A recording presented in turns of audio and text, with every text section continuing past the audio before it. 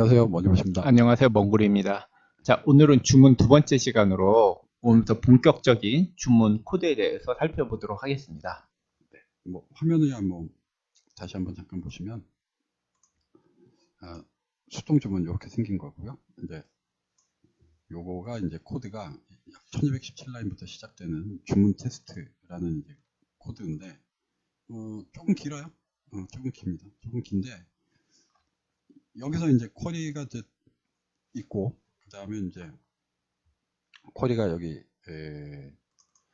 이름도 좀 어려운 CSPAT00600 이라는 쿼리가 이게 하나가 있고 그 다음에 SC1 이라는 코드가 하나가 있어요. 일단은 요거를 주문 관련한 거니까 조금 한번 살펴보면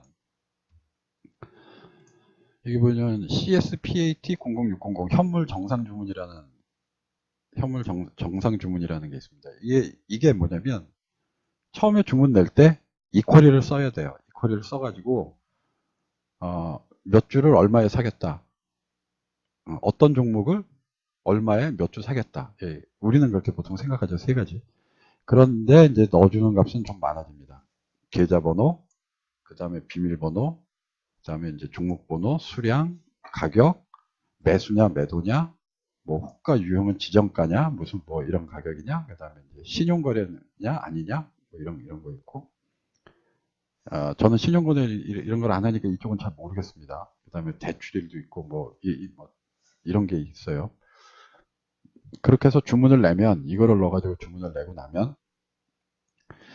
이제 답으로 거기에 대한 쿼리에 대한 답으로 이제 비밀번호 오고 뭐 종목번호 오고 수량 나오고 주문가 나오고 이제 주문 잘 받았다고 이제 나오는 거죠. 뭐 공매도 가능 여부 뭐 엄청 많습니다. 이게 뭐 유동성 공급자 여부 뭐 황당한 게 많아요. 관리사원 번호도 있습니다. 뭐 되게 많이 날라와요. 이게 이제 하나가 정상 주문. 그러니까 주문 한 번 낼 때 쿼리 하나 쓰는 거죠. 지난번 시간에 이제 말씀드렸듯이 별로 권하지는 않지만 그래도 똑같은 형식으로 정정 주문이라는 게 있어요. 얘는 이제 원주문 번호가 따라 들어가야 되죠. 그 다음에 이제 취소 주문이라는 것도 있습니다. 얘 원주문 번호가 따라와야 되죠. 저 원주문 번호는 이 현물 정상 주문에서 받은 주문 번호가 있어요. 여기 주문 번호. 받게 되는, 그러니까 주문을 내면 주문 번호를 받게 되는데 이제 요거를 갖고 넣어주는 거거든요. 그러니까 이런 게 있으니까 700, 800 번호로 이제 쿼리가 번호로 이제 있으니까 안 알려드릴 수는 없고 그래서 일단 알려는 드립니다.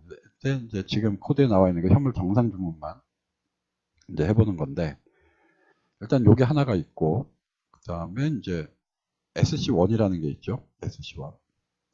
이 SC1은 뭐냐면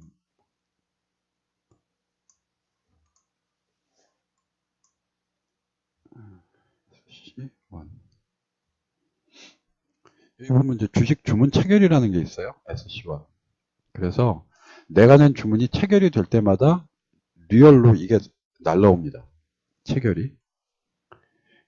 얘도 엄청 많습니다. 얘도.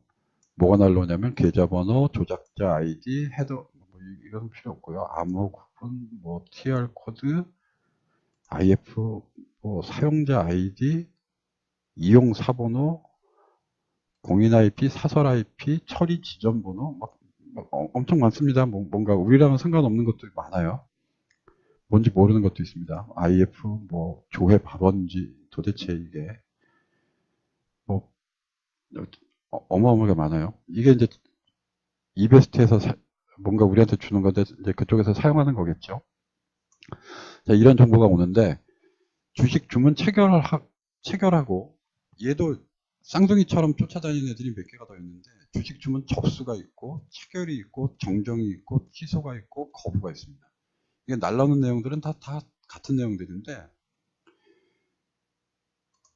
지금 이제 우리 코드에서 쓰는 건 SC1만 쓰거든요. 이게 언제 날라오는 거냐면 SC0은 주문을 내가 냈을 때 증권사가 접수를 받잖아요. 그러면 접수를 받았다고 이게 날라옵니다. 리얼로. 그 다음에 체결이 되면 지금 말씀드린 이대로 체결이 됐다고 날라오고 내가 정정 주문을 내면 정정이 됐다고 또 날라와요. 이게. 그 다음에 주문을 취소하면 취소가 됐다고 날라오고 주문이 거부가 됐으면 거부됐다고 또 날라옵니다. 이 5개를 다 핸들링하는 건 너무 힘들거든요.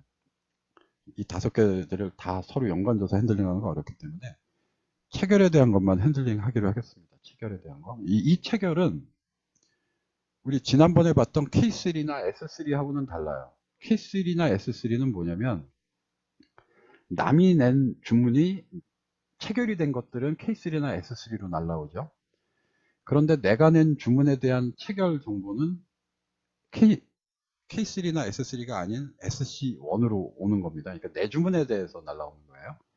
그래서 그 두 개의 차이점을 구분하시면 되겠습니다.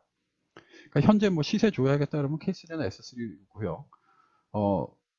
여기 이름은 다들 체결인데 내가 낸 주문에 대한 체결은 여기 SC1 이걸 쓴다는 거죠. 그래서 SC1도 여기 하나 같이 만들어 놓습니다. 저기 리얼로. 하나는 주문 내는 거는 퀄이고 체결 내가 낸 주문에 대한 체결은 리얼로 날라온다는 거죠. 이 두 개가 쿼리가 아닙니다. 그래서 이 두 개를 해놓고 그 다음에 이제 화면에 입력되어 있는 양식대로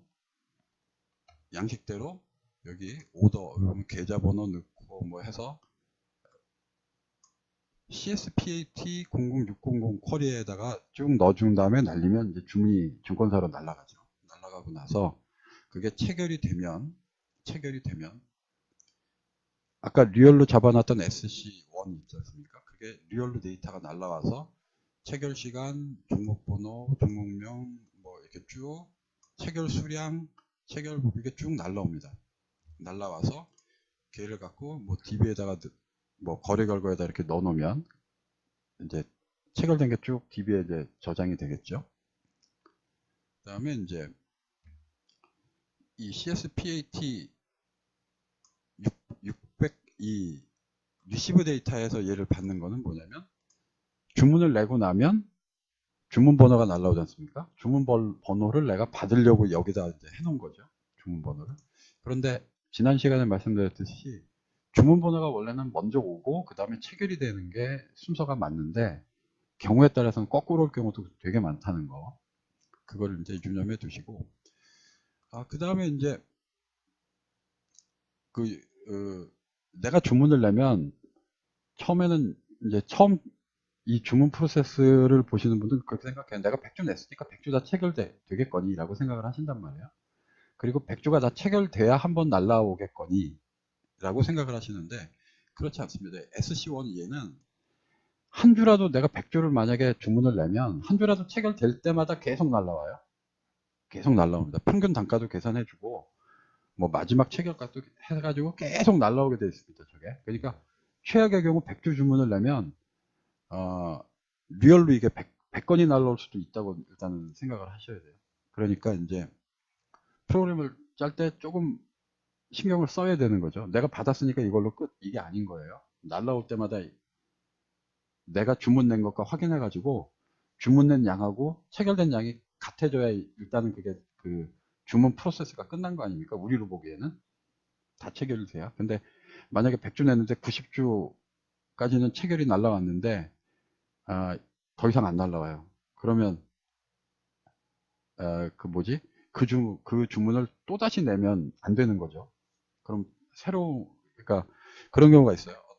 어떤 주식을 사야 되는데 머니버 프로그램 돌려보시면 코드 중에 이제 주문에 락을 걸어 놓는 경우가 있어요. 예를 들어서 이제 같은 주문이 두 번 안 나가게 락을 걸어 놓는 경우가 있는데 이제 이 케이스가 이런 거예요. 락을 풀려면 처음에 100주 주문 냈으면 100주를 다 받아야 락이 풀리는 거라고 논리적으로 생각하지 않습니까?